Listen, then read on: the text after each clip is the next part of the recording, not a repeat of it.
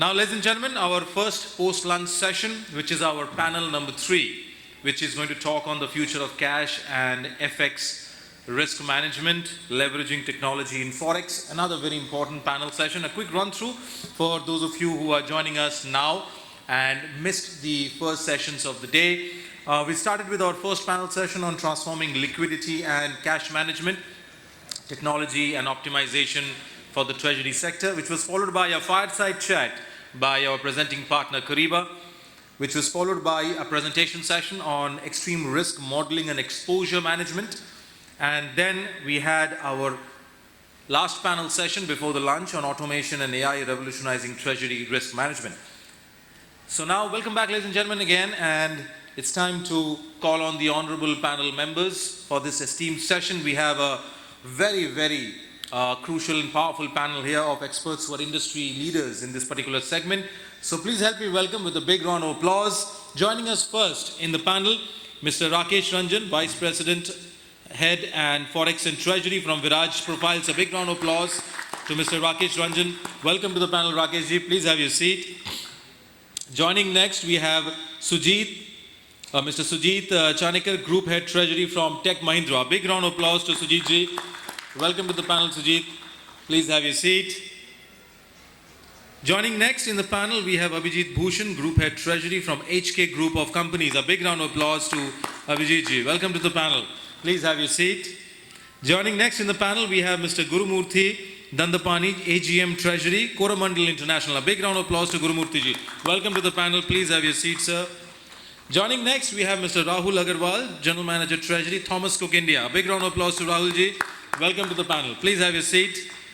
Joining next in the panel, we have Arup Bhattacharya, Head of Treasury from SBFC Finance. A big round of applause to Arup. Arup, welcome to the panel. I think we will be waiting for Arup. Arup might be joining in shortly. I would now like to call our honorable panel moderator, Mr. Rajeev Newar, Group CFO from 𝐂𝐚𝐬𝐡 Swamy. A big round of applause to Rajeev ji. Welcome to the panel, Rajeev ji. Please have your seat. So Rajeev ji, all over to you, and fantastic panel session. I know it's post-lunch, so I think it's going to be a cracker of a session so that people are fully focused here. All the best. Thank you so much. I think the session is such that very soon after lunch, I'm sure all of you have had a sumptuous lunch, right? Very soon you'll need coffee. Okay. But before we start, I just want to understand from all of you, how many of you like money? It's very interesting that it's a Forex session and not many people like money. I'm very curious to, let me ask this question, how many of you like money? All of you, good. So then, sorry? Money growing, okay. Please give me tips. Okay, so what we'll try to do is, obviously we have a very esteemed panel here and they have just been introduced. We'll try to make this a little more engaging, a little more fun, okay? Otherwise it can be very boring and monotonous. There'll be a lot of interesting insights here, I'm quite sure, from the panelists. Just want to start with a small preamble. When I was doing my articleship way back in 89 to 92, I still remember that I had used a calculator to add up the trial balance. I'm sure many of you, right? So you would have done that. And the world has changed quite a bit since then. And clearly it's a time when technology is an integral part of our lives, integrated platforms, AIs and whatnot. There are some terms which even I don't understand, honestly, but we don't definitely use them. More importantly, I've seen how in the 90s and 2000s, we have had situations where we thought we had a good understanding on Forex and we had hedged some bets. And sorry to say, it didn't go very well because a lot of those were based on subjective calls. And today, obviously, with AI and integrated platforms, life has really changed. And that's what we will all understand from our co-panelists. How has life changed for them and how have they deployed these tools or enabled their businesses from this perspective. Now, uh, Forex management system, which is FMS, is nothing but procure to pay for the entire Forex. There was a time when there was a lot of manual interventions, a lot of manual overrides and so on and so forth. Today everything is very automated. In fact, I was going through Google and found some very interesting incidents of how companies have actually leveraged AI and integrated platforms to further their business and to save millions and billions of dollars. But before that, let's hear from the co-panelists. Okay? So maybe I'll start with you, Rakesh. You know, today when you talk about,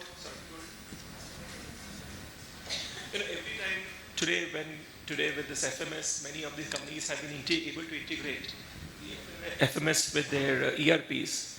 So every time a payable or a receivable is created, immediately it auto recommends a hedge option. And sometimes it goes further and even creates a hedge and just intimates you, right? How has this life changed with these kind of tools? Have you deployed these tools? And if so, what has been the experience so far? Good afternoon. Thank you. Yes, we have, from my experience which we are having in the company, I'm sharing you. We have SAP as usual with most of the companies having, but SAP has their own challenges and limitations. So as far as Treasury and Forex is concerned, we found that they are not up to the mark. So there was a gap when the exposure is created, when it is coming to us for hedging, and there was a time gap. And since we are having export and import both, so it should have considered the natural hedge sort of thing also with the time gap, which was not integrated in that SAP. So we had gone for FMS system. We are using IBS FinTech for last 2-3 years. So it picks up from the exposure state. What is the status of this exposure, when it is created, what is the benchmark assigned, because the day of creation is the day of benchmark. What was the rate at that day, and what is the payment term, as you said, payment, and when, or if it is import, when you are going to make the payment, or for export, what is the due date, what is the usage period for that, and how much time it will take for the production to happen and shipment to execute. So considering all these things, if since then we move from SAP to this IBS FinTech, we are getting it online on the same time. Since whenever it is created, they are putting the order in SAP or from wherever they put, IBS will pick up from there and straight away throw it to us. This is the situation created. It can happen throughout the day or even night. Whenever these things are happening, whenever we are booking export or when we are executing the procurement, it's getting created 24 hours. So it is good for us. We hope we implemented that. So we have a live situation where we have the export as well as import with the due dates and exposure rate. So exposure rate will help us to decide when we go for hedging or whether we require the hedging, because we have import also. So if it is getting matched, no need to hedge, we can reduce that. And accordingly, currency-wise also, we have around 4 or 5 major currencies. So whether we can leverage between the currencies also, that also is coming through that system. So FMS is actually helping a lot with these things. Of course, it won't suggest you hedge at that particular level. But still it will tell you that yes, this is your exposure where you are standing. And whether you are in plus or minus, MTM, with this benchmark versus the market rate going, whether you are plus or minus, and how much profit you want to earn on that particular exposure, all these things are available. Sorry, this is not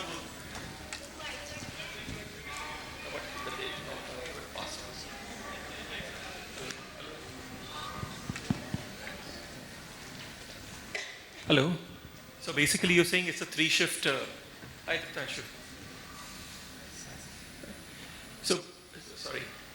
So basically you are saying that it's a three-shift, it's continuous, you always get the real-time data. Exactly. And there is no challenge whatsoever. But tell me one thing, did you face any challenges while implementing this FMS?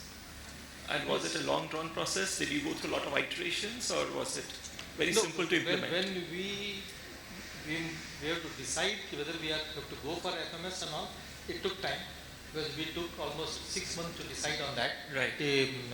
Which system we require and how it is going to help, and whether the system is going to evolve itself with the time. Right. Because right now we are with that system for last 3 years. Right. Things are not the same. The things are evolving, and the same thing, it is also evolving. The system is also evolving. So you need a support also from wherever you are acquiring that FMS. It requires support. Even you see the SAP. SAP is also upgraded to SAP HANA. Right. So those type of capabilities should be there in your FMS. Okay. It should be capable of handling that. And going forward, whether it will integrate with the banks with whom this is the next step.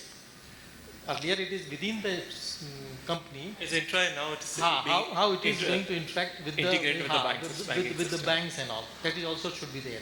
So it requires time, and at the same time you have to see how much time it will take to implement it. You have to devote somebody from your organization to integrate it properly. Because you are putting it into system, and from there it is automatically flowing to SAP. So there should not be any mismatch or some error, or there is no scope. Sure. So initially it may take some time to implement it, but once it is there and once it is tested. Yes, good. What's been your thanks a lot, Rakesh. Sujeet, what's been your experience on this? Yeah. Thanks for reminding old days, like having numbers calculated with the calculator. So I'm talking about when there was Tally upgraded by Oracle, PeopleSoft, and then SAP HANA. So recent systems are so much integrated. Once you raise invoice, you could know like what kind of exposures are there. Whether you have receivables, payables, you can net it off. You can know what kind of exposure you need to hedge. So it depends on how you want to use it. So systems are leveraging all these possibilities that we can use. Maybe for cash flow hedge, you'll have to look at different reports. Balance sheet hedge, you'll have to look at what's there in the system. So systems are integrated in a way you could see.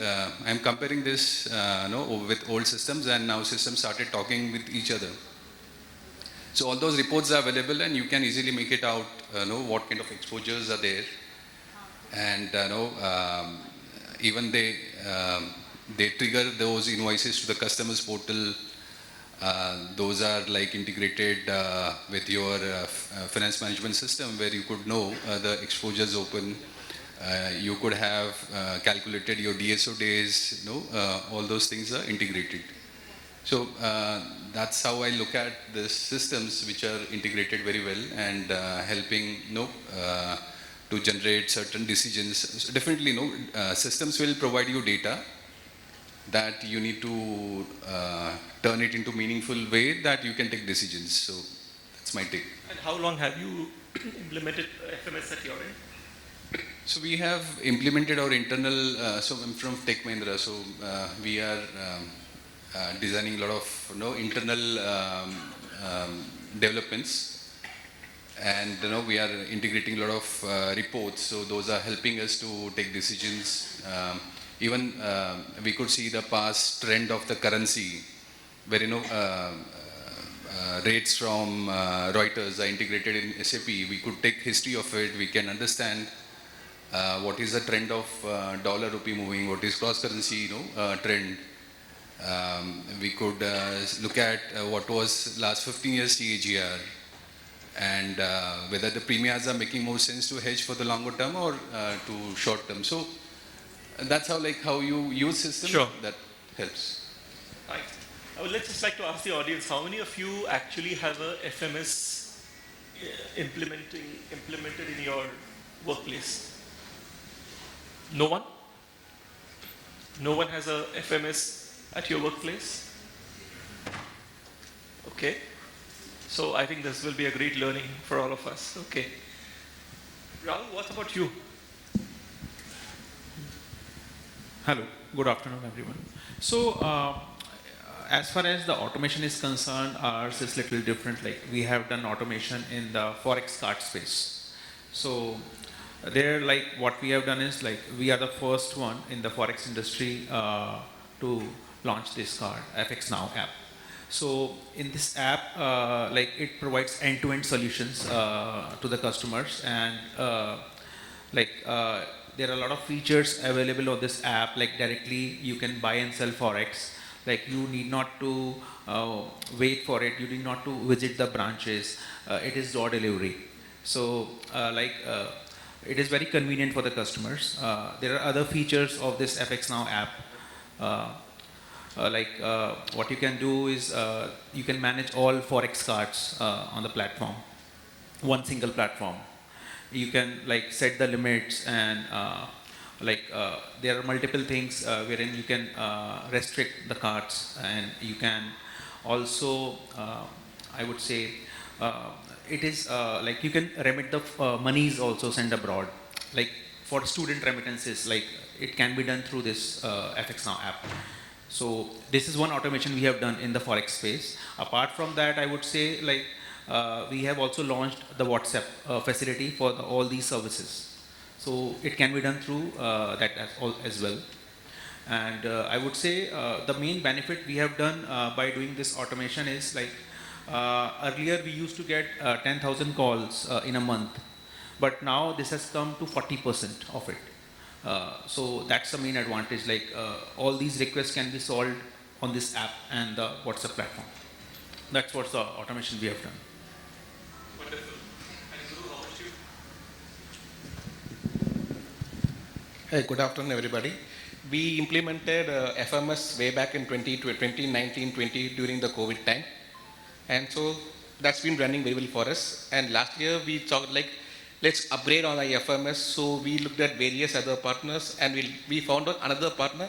And we are not doing an FMS integration, we are doing a TMS integration where it's not only on the Forex, we have the investments, everything being integrated into that. And I can understand some of the pain points which Rakesh said, because integration between the TMS and with the SAP is taking a lot of time, because once you implement it, you have to ensure all those things goes perfectly. That's happening. And other point that we are gaining on that is, this is also linked to the Reuters for us. So any exposure which comes in, it's not only the exposures. Along with the exposures, we also have to keep track of all the rates and ensure like whether stop losses are hit or anything of that sort.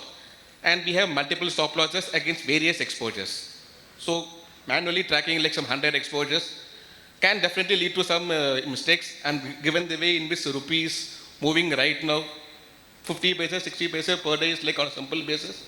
And that leads to a lot of issues. So this TMS is going to help us in the future. And we have other plans as well, like how to expand upon it once this implementation is done. Okay, before I go to the other panelists, I just want to ask a quick question to the entire panel once.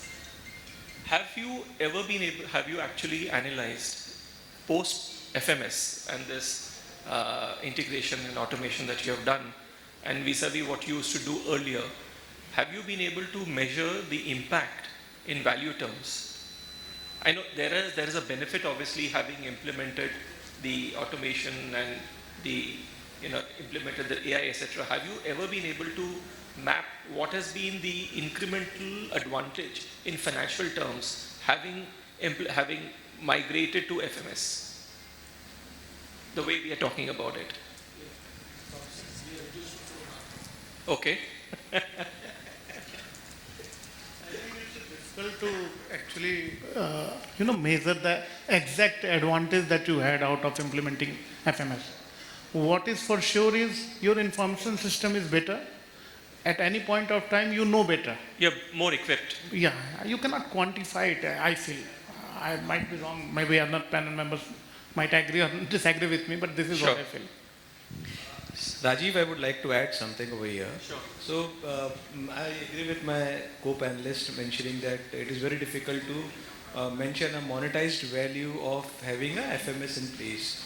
But I think we need to also appreciate the fact, and as we saw that amongst so many audiences coming from such large corporates and even banking partners are there, there is very limited penetration that has happened in terms of adopting to FMS. And particularly if I have to talk about treasury, has always been starved, because the first preference always goes to the ERP part of it, and maybe somehow it is getting lost as a terms of priority what needs to be assigned. So monetary value will not be there, but if you look at in terms of the deals which our treasury person does in terms of raising foreign currency borrowing, in terms of taking a decision whether you have to borrow in rupee terms or you do a cross currency hedging as well, I think the implication will definitely go into a huge impact on P&L. But you cannot give a translation benefit straight away, because it is not a linear equation over there. Thank you. Stay with the mic, and I have a question for you, and then maybe Abhijeet. You know, I just noted down something where I came across a hedge fund, which uses AI models. So whenever there are any kind of news sentiments or central bank speeches or reserve bank or speeches and so on and so forth, and various economic indicators, it captures all of those, it processes all of those to derive some meaningful inferences, and those inferences are then used on a real-time basis to either initiate a hedge or decide not to initiate a hedge, and so on and so forth. So everything is on real-time basis, which is what the panelists have also been talking about. So what has happened is, with all of these tools, treasury function has now become more strategic than transactional focused, right? How has it changed for you?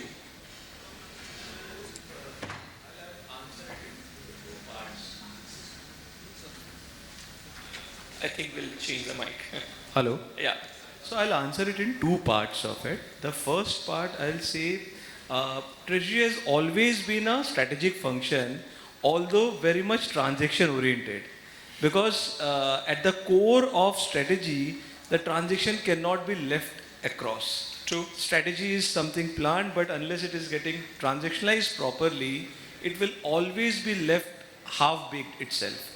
So from that cue, I would like to mention that yes, all these information which AI uses as a tool to compile, I think these are all scenario-based modeling. Okay, and when we look at those scenarios, it also helps us to evolve in terms of our next step. How do we want to take our positions, be it in terms of export receivables are there, or trade payables are there. In fact, even when you are trying to borrow, instead of local currency going to a foreign currency or a cross currency exposure, it plays a huge impact, because you never know when you have to time it up.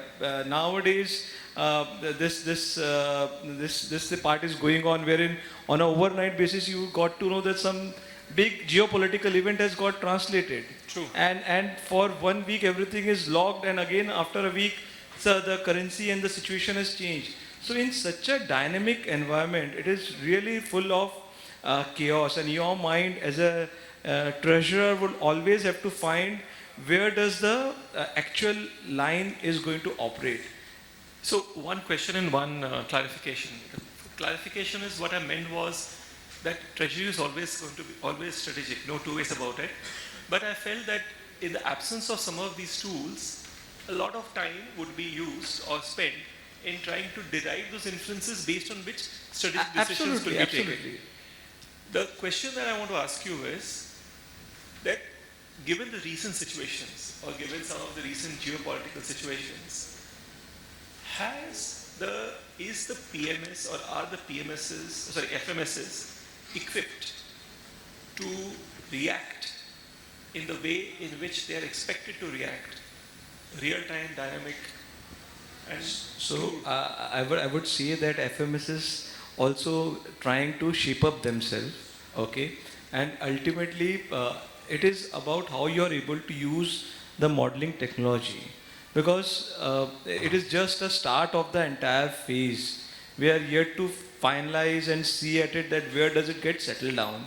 But in terms of the way we used to operate maybe a decade before, it used to be lot of manual task, and you never used to correlate with happening of events, because I don't think anything has ever changed in forex. Be it 10 years before also, you had to see European market, you had to see Southeast Asian markets, then you have to compare with once the US opens. In the similar scenario, when you look at in today's context, what helps is that the data processing time which any individual or the team of analysts which used to perform has got shifted to this AI-based modeling. And it helps you to get everything collaborated in one place where you can accordingly enact the right decision. So the right decision making will be something which any individual as a treasurer has to take place in terms of the organizational priorities. Similarly, when you are looking at the data points, yes, you are getting everything corroborated. Now, how deep you are able to do it is how you are able to utilize the AI as a function, basically. Thank you. Abhijeet, So I would just take a cue from what you were saying and continue from there. So the more things change, the more they remain the same. This is the more things change, the more they remain the same. This is one very old phrase. In terms of treasury, this is often true. Okay. So there are two parts of AI that could be implemented or in your treasury. See, one part is the information that you get from, in terms of your total exposure. So I would like to touch upon a bit about something that I think people should know about. As a treasury person, particularly as an FX treasury person, you are worried about three things. One is volume mismatch. Okay, your imports are 100 million, exports are 150 million. So this 50 million worry is there. Second is maturity mismatch. Okay, your payables are 1 month, receivables are 2 months. Third is currency mismatch. Okay, earlier, see, I'm an ex-banker, was with SBI and joined some 20 years back a diamond company. So coming from a very structured environment to totally unstructured environment, I realized that people don't know all these things. Okay? First of all, what you have to know that you have an exposure. I have met people in my own industry who don't even know whether the currency weakening is helping them or currency appreciating is helping them. So the basic remains the same. You know your book, you know the various gaps I talked about, and through the systems you find out on real-time basis. So this is the first part. The second part is how you act on this. So Rajeev was talking about some hedge fund using AI models to predict. Now the thing is, for me, I'm a chartist. I know nowadays I don't even look at the news. The only thing is that when some data point is coming, I'm a bit more careful. I won't have much position, or I would initiate my position back till then. For the same kind of data set, the reaction could be completely different. So we also tried that maybe with this data point we could infer this, but you cannot infer anything out of any data. Now, initially I used to get mad. People will say, okay, NFP was supposed to be 300, it came at 250. Last time it was 300, came at 250, but it is a strong data because the expectation was only 200. How the hell am I supposed to know this? So I still remember my brother, he started trading in equities. After looking at me that I'm trading, he thought he could also trade. And on one particular day, we were waiting for IIP data. IIP was expected around, I think, 3 or 3 point something. And it came at 5%. My brother was long. And immediately he did not get a level to cut his position. I kept telling him, because the expectation is so high, any disappointment could lead to, shorting in the market. Actually, there was no disappointment. The data came much better, but the reaction was the same. So gradually I came to know if you have to trade then what you have to do is you have to look at your charts, find out your entry point, find out your exit points. Exit with profit or exit without profit. So after a initial phase, 2-3 years in my current company, we realized that it is almost impossible to predict the future forex market. Okay, the fellow gentleman said that we still look at what forex market is doing in, say, Europe, in Australia, whatever. But ultimately, we don't know anything. So better to look at the charts. Now, what is in your control is your position, knowing your position, the various gaps I talked about, and handling them. Being a bit conservative in this market is a very, very good thing. So you find out how much, say your open position is 100 million. Now you decide whether you can take risk on this 100 million or you want to take risk only on 20 million. Rest of the 80 millions you just hedge whenever it emerges. And for that you need real-time data, which is what we are doing in our company now. For trading, we are not using any AI models. In fact, the last bit on this, 2 days back I was talking to some fellow traders. I said, when the AI comes in trading, what will happen? I told him there won't be any trading. Now trading is there because you have emotions. The emotions called fear, greed, and hope. When all the participants would be AI, there won't be any emotion, there won't be any trade. So I was just assuring him, your and my jobs are secured. So I'll end with this. So basically AI can replace anyone, but they can't replace the treasurers. Correct. So Abhijeet, I wanted to just clarify one point. That the data points I'm referring to in terms of the different geographical it's also about the interest rate part of it. Correct. So in terms of the way our company looks at while sourcing funds, and we have to do a comparison in terms of which part of the country we need to borrow, means whether you want to go for a foreign currency borrowing or you do a domestic, or even at the time of rollovers, whether you want to continue. That time, this all information plays a huge pivotal role, because I 100% agree. Because interest rate scenario has been moving so badly. In fact, if you go 2 years back, dollar interest was supposed to really come down to its previous level. But as we see last 8 months, 6 months post Trump era, we've been seeing a different kind of environment being built up. In fact, day before yesterday, the judgment that came out of from their Supreme Court was altogether different. So you are absolutely right. AI cannot predict all of that. What AI can help you is to get the different level of scenarios which are available, and ultimately you will have to take a conscious call which one you need to refer and how you have to optimize on your outcome requirement. Definitely. So basically, very important point. What you are saying is that AI basically is going to be a tool. It's not going to be all in all, and therefore you will have to use your judgment. Manual maneuvering always will be required. But your manual override will be there, but it will be a more informed decision, and certain decisions which can be programmed, like hedge it, all those things based on your protocol, those can be initiated without your manual intervention. True, absolutely. 100%. 100%. Sorry. On AI, I have one apprehension which I want to share. AI will give you all the informations and which way market may move and how it's going to behave in next 1 week. And that information is available throughout the market. So don't you think the market will move one side way? If there will be no information arbitrage. Basically, there will be no information arbitrage. No information arbitrage. If market is moving in one direction, for example, if AI will say, euro is not going to come down, it's looking up. No, okay, in that scenario, AI is getting all the information from all the sources and it is driving a decision. So if it is going to direct the market, then there won't be any market. Who will price it? Who will price it? If market is looking to go up, who will sell?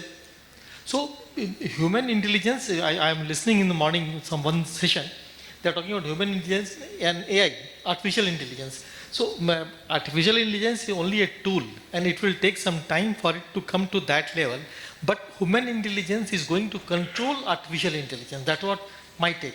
It's going to control AI the way we have controlled computer, the way we have controlled other social media and all these things through human intelligence only. So AI is not going to control your life. It's going to help you to derive what you want. I think that's a $1 million question, whether AI is going to control us or not. Maybe we are looking at the AI in the way it is, what we see today, but in the years to come, the power of AI is going to be phenomenal. Could be phenomenal. I know. But then it should be controlled by human. It should be controlled. Otherwise, you will be a robot. Correct. You will be a robot. The same question was raised when computer was introduced, when I was in bank. No, computer has come, no, so no need of any people. So you don't require a clerk in the bank, whether it has happened. No. Your conversation actually reminds me of a movie called Transformers. I don't know how many of you have seen Transformers? Sorry? Terminator, yes. Yeah. So, how about you, Rahul? What's your view of this? So, on this. Yeah. So, see, I also personally feel that sooner or later AI will replace all these dealing room forex operations. Because currently, I would like to first tell you about the Thomas Cook Treasury. We are a little complex in terms of like, we being an AD category 2 dealer, we operate as a bank. So we have our own nostro accounts in 10 different currencies, located in 10 different countries. And we are a member of SWIFT and FedEx. So we have to not only manage the forex risk management, but also we have to comply all the RBI guidelines. So now, as of now, currently, from the Thomas Cook perspective, the treasury part, we are actually we are taking the live feeds from the Reuters platform, and that is actually getting transferred through an API integrated platform internal tool, which is Mudra. And Mudra is available to all the branches wherein they can quote the rates to our customers. So from there, like the moment we fix the rates, those rates are transferred back from the same channel to our dealing room, and there the dealing room does the forex cover operations, but that is normally on the, I would say, it is not AI, it is dealers sitting over there and doing that. So maybe in future I would see that sooner or later those dealing room operations can also be replaced with the AI. Wonderful, wonderful. So Sujeet, we've heard from you. How about you? See, my take is AI works well when you have a rule-based policy. You know, you can set certain things and AI will deliver those results. But no, as we see scenarios are changing, Trump says something and market moves. So in that case, like we don't know how AI will give results. Like we have to, ultimately AI automation will facilitate us to reduce our redundant work, to automate our work till some extent, till we get data in desired way, wherever we have rule-based policy. So that will help. Otherwise, no, everybody has said well, like, no, all points are covered. So let me ask all of you one last question, given the time that we have. Let's look into the future. Let's look, say, 18 months to 36 months, because I think forecasting or visualizing beyond this period is going to be extremely important, difficult, and even crystal ball gazing even to 18 months is actually these days very difficult.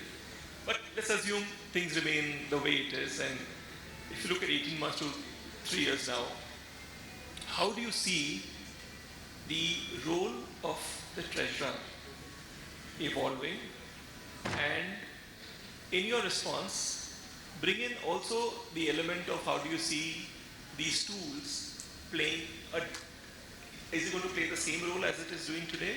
Is it going to play more? Is it going to play less? Are you going to be indifferent? Is it going to have an impact on us? What are your thoughts? A quick round, starting from Rakesh. See, going forward, for a treasurer, only strategy is left.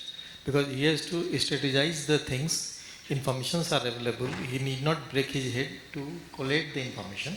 He has the information with him and he has to strategize how he is going to place his book going forward. That is the first thing. And then it is going to help the company as a whole. how you are placed. But it's not only a question of treasury or exposure and all, how the orders are being booked, how the procurement is being done, everything is being controlled by AI, and maybe going forward it will reduce the human intervention as well as the human requirement in most of the situations where you are linked to the system, where you have to do the work manually, like in manufacturing we have to have the level force. But apart from that, wherever you are sitting on a system, it's going to reduce, it's going to help the person who is handling this desk to have more information and strategize the things. Yeah.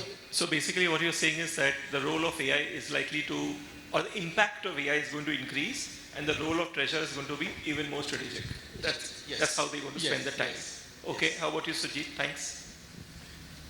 Yeah, so AI will definitely change our roles in future. Means it is already changing. If you look at, if you compare previous treasurers, like our role used to be like cover rates whichever are booked in system. But today, if we look at, we focus on so many factors when Fed is going to declare its inflation data, how the job numbers are looking like. So we are focusing on more qualitative data, and all these regular tasks is kind of AI is helping us to get the results. I mean to say the set process is working with the help of automation. No, but in 18 months to 3 years, Yeah, do you think the role of AI is going to change? Do you So see the role AI of definitely will change a lot of things. more, Maybe less, same? It will be more. It will be more qualitative jobs. We'll be getting a lot of support assistance. So that's. And how is the role of the treasurer going to change? See, Or treasurer indifferent? role will remain there because ultimately, it's a matter of taking decisions. AI can facilitate. AI will always remain to facilitate, to give more. Will you be info. taking the same decisions as you're taking today? So, see, so there will be some, till some extent it can help decisions like whether to go into, exotic structures or to go for plain vanilla forwards. So, but what's happening in real-time market, like how the things are shaping up. So those things will still have to be analyzed. Sure. And to understand, how this will move in future. If I am taking position for next 2 years, and the market will shape up after 2 years will be different. Maybe AI will give me decision based on today's factors. No. So are you saying that AI's ability to predict the future is inferior to human ability to predict the future? How AI will factor, like, see, AI is connected to some economists. They procure data of see, today if you take quotes from 5 different banks, how currency is going to perform next 5 years, 1 year, 2 year, or few quarters. So maybe one bank will give you towards up, one bank will give you towards down. Like see, there are economists like Sure. they have their own decisions, own understandings. So AI will definitely procure data. If you compare 2 different AIs, you might get different decisions. So ultimately it will be driven by human minds, Sure. the inputs coming from humans. So definitely it will facilitate, but decision has to be taken by treasurers. So treasurers' jobs will remain. Sure. Sorry, Abhijeet. So what I have to say. Before we further, just 2 things, Abhijeet. Maybe if any of we would definitely invite, after all the panelists have spoken, if there are 2 or 3 views in the house, we would definitely like to hear at least 2 or 3 views on the same question from the house also. And one thing, what is being re-emphasized again and again is AI or no AI, the treasurer's role is safe. So what I feel is in the next 2-3 years, certainly AI is going to, increase its presence in the treasury arena. What will happen, according to me, is you will have much more information that you have currently. So you will have to be much more nimble-footed also. This is what I thought. Because the information is there, you have to implement. Implementation part, I seriously doubt that in the next 3 years AI can take over. That implementation part you have to take over. But How Sorry, you what do did you say? 3 years? implementation part is not possible. You know, AI cannot take over 100%. The implementation part is what I say. What you have to do is ultimately some basic programming would be there. So you will have a what I call a treasury policy, and I'm sorry to say most of the corporates in India don't have this. So in the treasury policy, you will have to clearly define what is your stop loss level, take profit level, and all. What is your overall risk appetite? So that part will increase on the treasurer's part.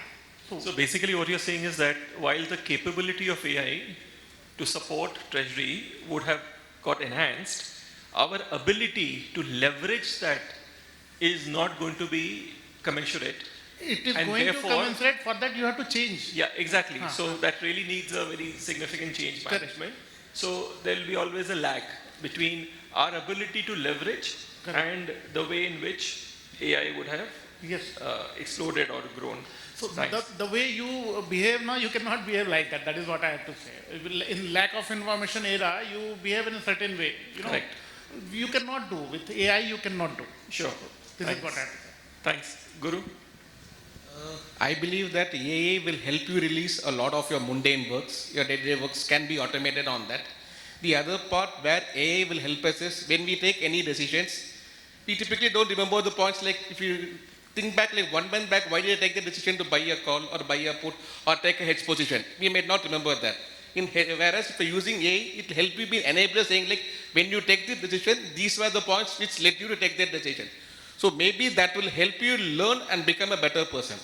The other way around is, if you start making a lot of mistakes on that, the management can also see all those things and they can get not a better AI, but another person who will react better on that part. So that's where I see it as a double-edged sword. It gets you points to look back and see, and that's also open for audit. Others can also look back, learn, and become a better person on that path. So it's like car driving. You can see the rear view mirror. It is like a side view mirror. It is a front view mirror. It gives you all views, basically. Yes, and I also believe like automated cars might be coming in, but that won't work in India when people just jump across the roads. The same way in the FX markets, we don't know like when who will put in a treat, so automation will not Which work is what out here. Abhijeet was also saying, that the ability would have grown, but we would still be struggling to adopt it and accept it the way it can be. So it will be a few years before it really becomes an integral part of our life in a meaningful way. Integral part of life, it may be short-term trading, which you can do like algo trading, something of that sort, but for hedging and other point of things, our job will still be safe. Sure. Thank you. Rahul?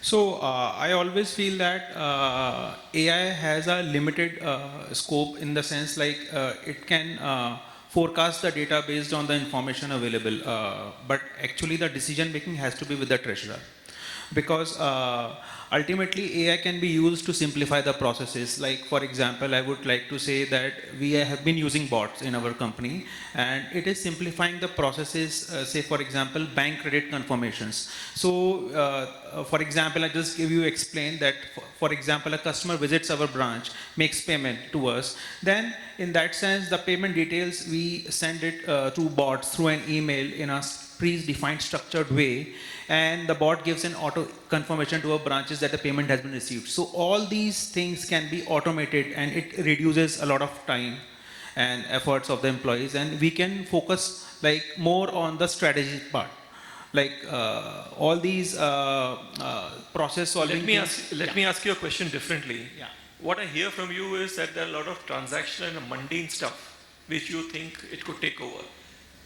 That's a no-brainer. My question is that can these AI take over the strategic decisions that you are taking? No, I don't think so, because AI works on some historic data.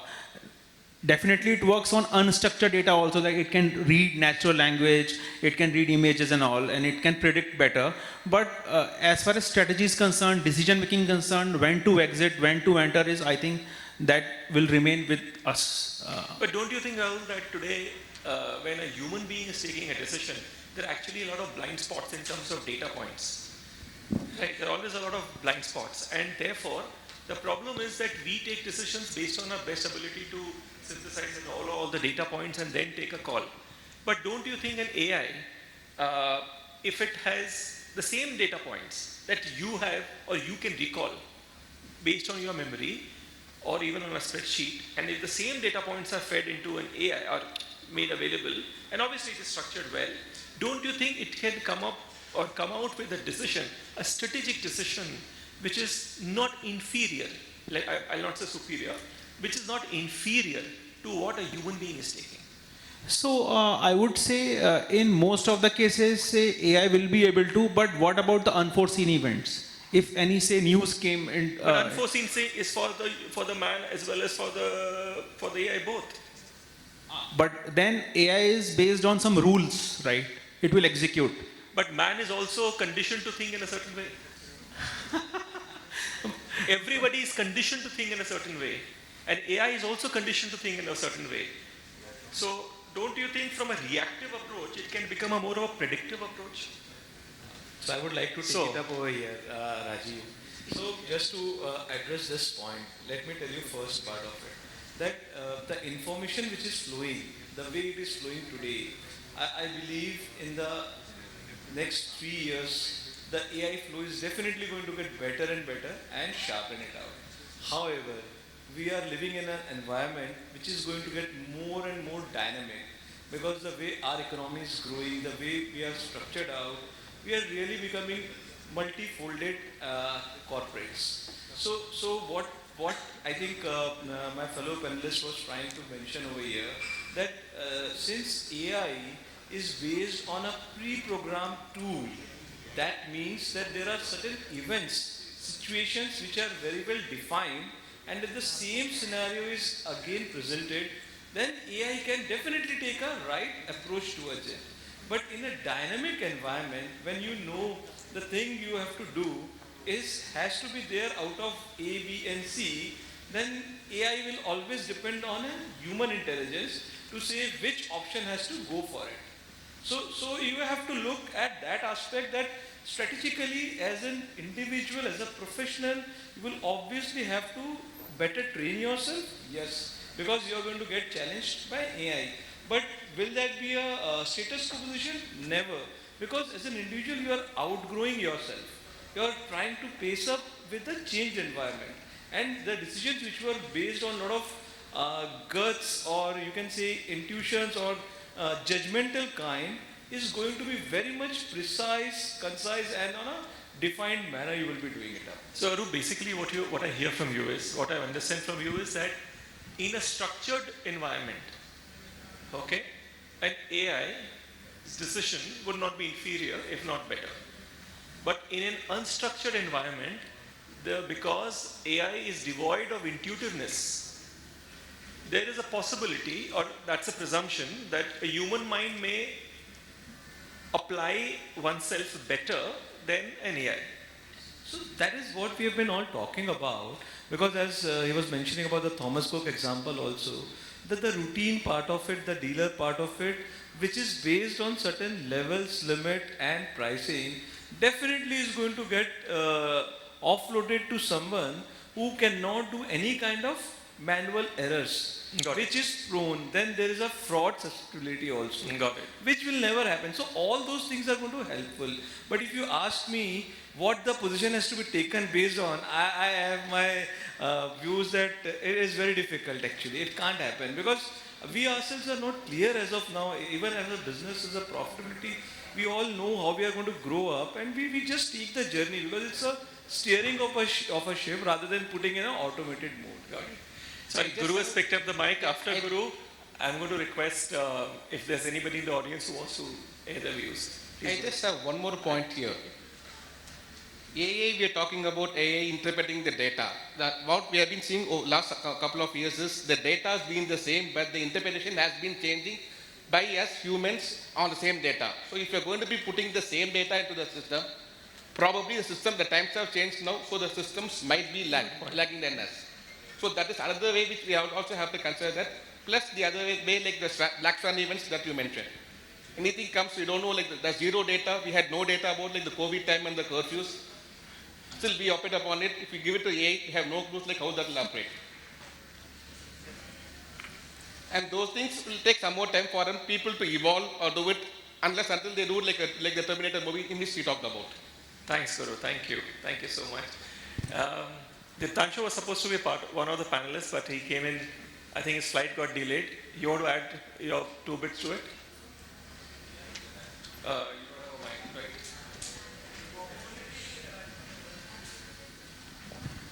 From here. Yeah, please.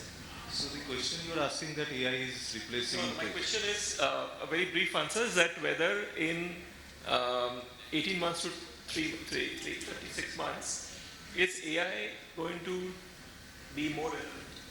And B, is the role of the treasurer going to change very significantly from the way they operate today?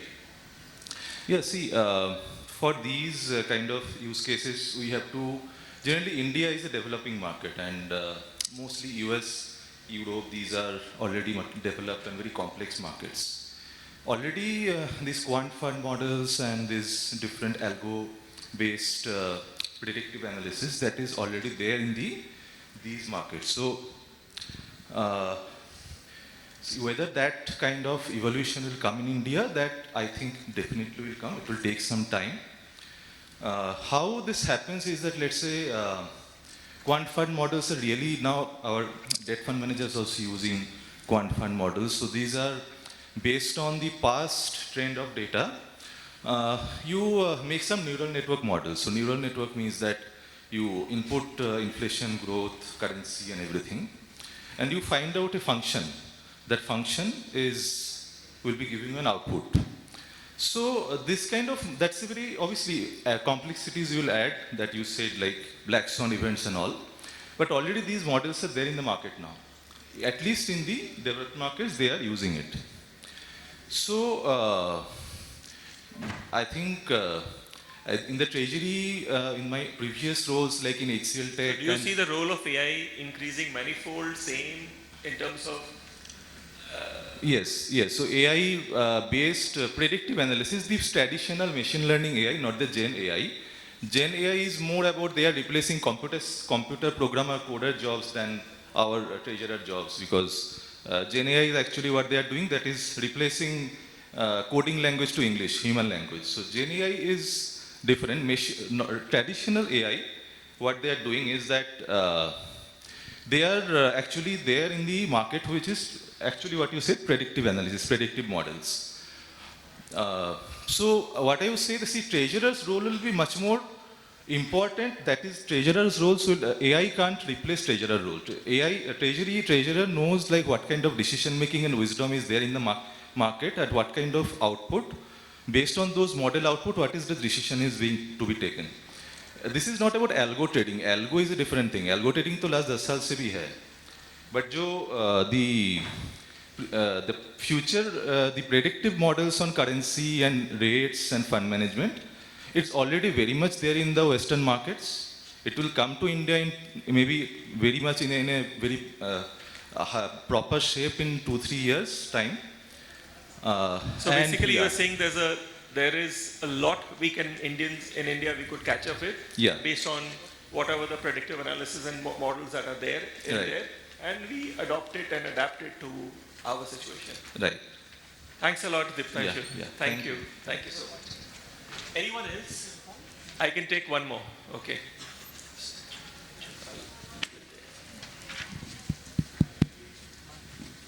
Could you introduce yourself? Good afternoon. This is Mamta Kedia from Aditya Birla Capital Limited. Yes, the thing which goes with AI is the change is the only constant. So AI will continue to be there, will keep evolving, but yes, you see, we started from calculating manually to coming to calculators, and then coming to Excel, and then now to AI. So somewhere what is happening is, because of AI, we are losing our ability to think. You see, nowadays kids are not able to write and think much because everything is kind of automated. So as a treasury professional, yes, we'll be there, but the motto should be to keep ourselves more relevant, keep learning, keep our thinking process very active and agile all the time, so we are able to facilitate the model or the AI which we have and not get bogged down by AI. Thank you so much. Thank you. Thank you so much. So basically, I think we have had an engaging conversation on AI, and on the impact it will have on FX, I had told you that you may have had a sumptuous lunch, but I think at the end of the session you possibly need some caffeine. Okay? Because, but interestingly, what at least I have gathered or understood from the conversation that we have had with these esteemed panelists is that, you know, AI is definitely going to be a part of our lives, whether we like it or not. It's going to be an integral part of life. The role of AI is going to keep increasing, and it's up to us, where do we find the balance. The role of the treasurer is going to get more and more strategic. And if I may conclude this on a lighter note, I mentioned lighter note, if you don't use AI wisely, you may end up saying I-I-O. So use AI wisely so that you don't end up saying I-I-O, right? With this, I thank the panelists for the wonderful insights, and thank you, audience, for listening to us. Thank you. Okay, sorry. Rakesh, if anyone has any questions. Okay. We have probably time for 1.5 questions. So you are going to ask the half or the one? No, I think, Rajeev, what we can do is, because it's such a big panel, such an eminent panel, maybe for the interest of the audience, we can take at least 2 to 3 questions and keep it more, because if the audience is interested, why not give them time? So I would request you please introduce yourself, your organization, and if it's a generic question, I think Rajeev is the right person to decide who will take it, or you have a specific person, please let me know. And if it is a difficult question, we can skip it also. Hello. Yeah, please. Hello. Yeah, good afternoon all. My name is Sandeep Dixit, and I am from the organization Honeywell Automation India Limited, Pune. And since from the morning, we all are discussing on AI tool, and in our organization also, we take a couple of kaizens with the support of AI bot. But just out of the curiosity, I have a question. Considering current era and all global challenges, or a lot of challenges we can say, question to panel, do you see any risk or challenges in terms of cyber security by using AI tool in future also? Thank you.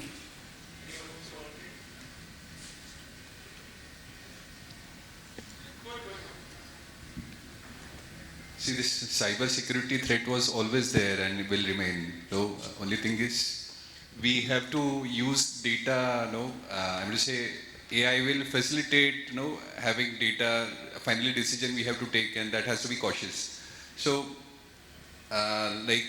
you can generate data how you want. So, basis how you trigger your requirements in AI. So that data has to be analyzed, understood properly, and then decision has to be taken. So risk is there, but it has to be. Yeah. So I'll add to what Sujeet said is that that data in these FMSs are usually encrypted end to end, and there are very good scripts for encryption. So I personally feel it's pretty secure. There's another subject which we will possibly not have the time to discuss now. When we think of blockchain, we think of probably bitcoins and crypto. But trust me, one of the biggest advantages of blockchain is this encryption and this end-to-end security. And those are going to come. So we already have it in a very advanced stage, and this is going to go to another level altogether. But that's another subject for another day. But thank you. Sorry, please. Any questions? Yeah, can we have the mic? Hi, I'm Sanjay Chaudhary from Radian Consulting. Though my question is a bit different, because since morning we have been talking about AI, that's artificial intelligence, and somebody also kind of compared it with human intelligence. But these days, AI as an unstructured way has been there since a long time, but maybe in a structured way it is there since the last 2 to 3 years, at least globally. Okay. But what the global banking is now actually moving beyond AI. What Rajeev, you mentioned about cryptocurrencies and blockchain, so this is a security aspect. Yes. So a lot of emphasis has gone into a quantum banking, Yes. which is being used. Okay, and particularly if because Sujeet is there from TechMahindra, though it's not a treasury question, but since you have been kind of facilitating the consulting various global organizations also, so where do you see Indian organizations, or maybe not just banking as such, but when you see the Indian organizations taking up this in a much bigger way, rather than being a kind of follower from the global markets? And because a lot of banks already globally has been doing it. And in fact, not only the developed countries, even developing countries like Brazilian banks also are kind of devoting much time and doing a lot of R&D in this quantum banking space.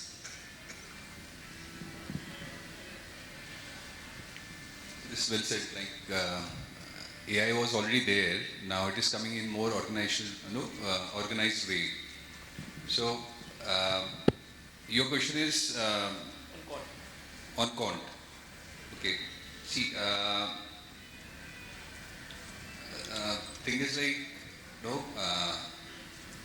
these changes which are coming now, okay. I think I haven't understood your question right. Sure. No, I'm saying that are we, particularly in India, are we focusing on something like the quantum banking aspects, where much emphasis is being given into the kind of security aspects, which one kind of services or what kind of application will be in the cryptocurrency kind of thing, a security analysis, because a lot of things like treasury and cash management, risk management, there's a lot of security also involved. So essentially, what Rajeev said, that all these AI tools are well encrypted, but still because of the fact that still there are data leaks happening, and still there are ransomwares and all these wares in the world which are being kind of getting the data and stealing the data and kind of asking the companies to pay up for the whatever data losses they are having, and essentially a kind of blackmailing. So where do you see that focus on this aspect from the Indian point of view? Are we doing any work? Are you aware of something like that? See, this is more technical question for me, like a treasurer to understand, but definitely, like the malwares and hackings and this things are increasing. Definitely, to mitigate those risks, companies are working. There are more good softwares, more hacking-free software which is getting generated. So technologies are helping out to improve on. Maybe somebody else want to add. I think even smart contracts are coming up, which works on the blockchain technology, in which security is also going to be a part of it. And government is working towards it. We have this e-rupee which is in vogue right now. Then we have this NPCA which is working on various tracks to do all those things. So on that part, focus is going on. But it's just an evolving stage right now. It will take some more time. It's maybe on that. On a lighter note, you can add that this is another field open for new development, for new companies to come to check what damage AI can do to your organization and how to overcome that. There will be security concern. There will be, because when you are sharing something on internet or on open platform for AI to use, it can be misused. 100%. 100%. It will be misused. So there are people who are going to misuse it. So the only time will tell how we are going to protect ourselves with such type of things, how much you allow it to be used and what is going to be there. So things will change, and people will come forward with the new security, because when banking is started, online banking and all, whether they decided things will stop from day one, no. Frauds happened, and then subsequently things changed. So cyber security and all these things came. So same thing will happen with AI. It is in a developing phase, it will take some time, but yes, definitely there will be something, and people will also be careful what to share, what not to share. So I'll just add one thing to whatever the co-panelists have shared, is that it is in a very nascent stage. That's my understanding. It's something which we will see more and more in the future. I understand that there are some giants like Goldman Sachs and many others who are trying to implement it on a pilot basis, but I'm not sure whether it has reached a level of maturity. I think if you talk about the whole concept of security and risk management, etc., from that perspective, there's a lot happening. And I'm telling you only one thing right now, in the interest of time, that blockchain is going to play a significant role in the way, forget this, the entire treasury operations operate. We just think of blockchain from crypto, etc. But today, whether it's whatever we know about treasury today, the way in which we conduct, honestly, there will be no intermediaries. It will be so encrypted to be point to point. There will be no intermediaries in between altogether. So the security is lost because there are multiple points. When these points don't exist, it's a point to point. Thank you, Rajeev. Thank you so much, and a big round of applause, ladies and gentlemen, for this wonderful panel here. I think great discussion we had for the last 1 hour. Big thanks to all the panel members, and Rajeev, thank you so much for wonderfully moderating it. I would now like to call on stage Mr. 𝐠 𝐷, Director Solutions Consulting, APAC and EMEA, Treasury and Capital Markets from Finastra, our awards partner, to kindly do the honors of facilitating this wonderful panel. 𝐠, thank you so much for being on stage. We'll start with Mr. Rakesh Ranjan first. Mr. Rakesh Ranjan from Viraj Profiles. A big round of applause to Rakesh for his wonderful contribution in this panel session. Moving next to Mr. Sujeet Chanekar from Tech Mahindra. A big round of applause to Sujeet for his wonderful contribution in the panel session.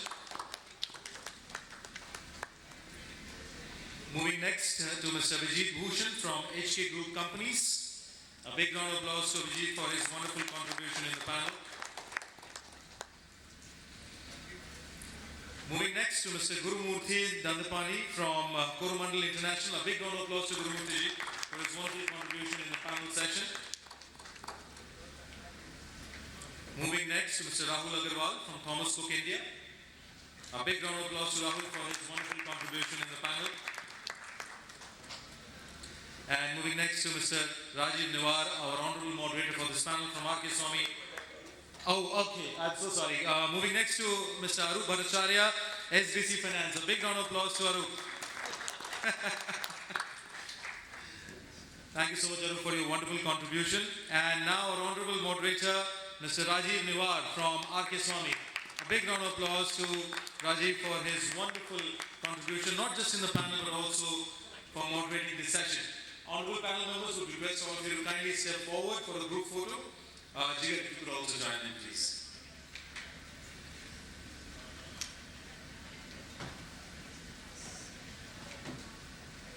Thank you so much, panel members. Thank you so much, Rajeev, for that wonderful moderation session, and thank you each and every panel member for their insights.